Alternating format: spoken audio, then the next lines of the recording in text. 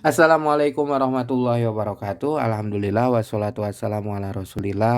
Teman-teman semuanya, alhamdulillah kita bisa berjumpa lagi di Tajwid 5 menit. Insya Allah pada video kali ini kita akan melanjutkan pembahasan tentang bab wudu.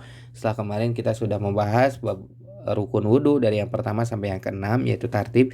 Nah, di sini ada beberapa juga yang harus diperhatikan ketika berwudu yang tidak kalah wajib dan pentingnya, yang kalau misalnya tidak terpenuhi ini bisa bisa membuat tidak sah wudunya ya. Apa itu wajibu fil wudu'i, dan wajib di dalam hal berwudu ini izalatul ausakhil lati tamna'u usulul ma'i ilal a'do. Nah, kita harus membuang berbagai macam kotoran yang kira-kira bisa menghalangi sampainya air ke dalam anggota tubuh. Misalnya nih di bagian anggota tubuhnya itu ada apa ya?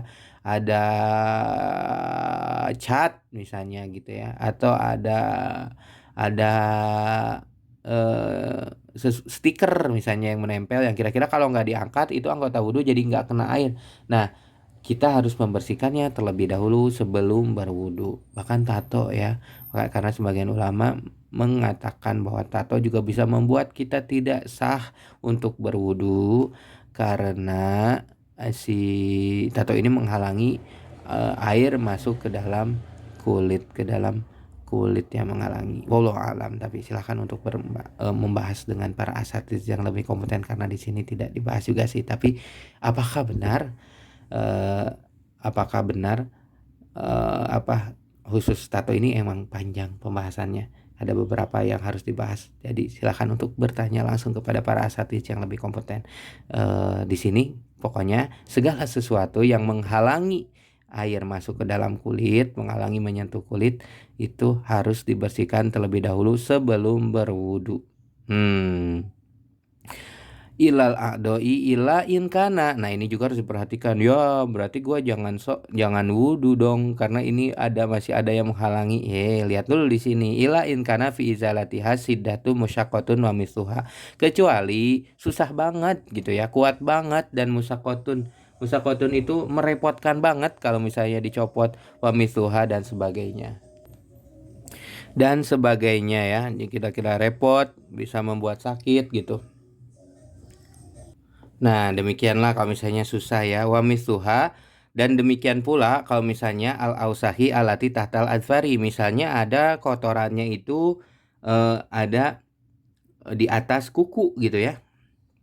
Di atas kuku, bahkan di bawah kuku juga sama, karena bisa mengganggu air masuk ke dalam bagian bawah kuku ini, ataupun di bagian atas kuku dicek dulu, lihat ada yang menghalangi enggak, itu harus dibersihkan dulu ya sebelum berwudu. Wala yakfi mashal a'daul magsulah wala yakfi dan tidak cukup mengusap masul a'doi, mengusap anggota al magsulati yang di dibasuh, bala buda min sailanil ma'i alaiha, tetapi tidak mengapa apabila mengucurkan gitu ya air ke dalamnya. Jadi ada anggota badan tadi kan yang harus dibasuh, dan ada anggota yang harus diusap. Jadi kalau misalnya ada anggota yang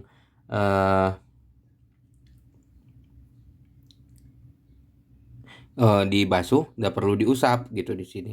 Tapi tidak apa-apa dikucurkan. Jadi misalnya tangan ini nggak perlu diusap gitu, cuma kucurkan aja air, itu juga boleh dibasuh.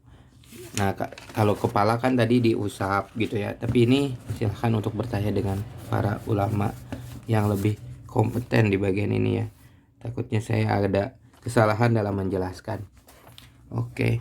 Iza tarokal lum'atan sogirotan, apabila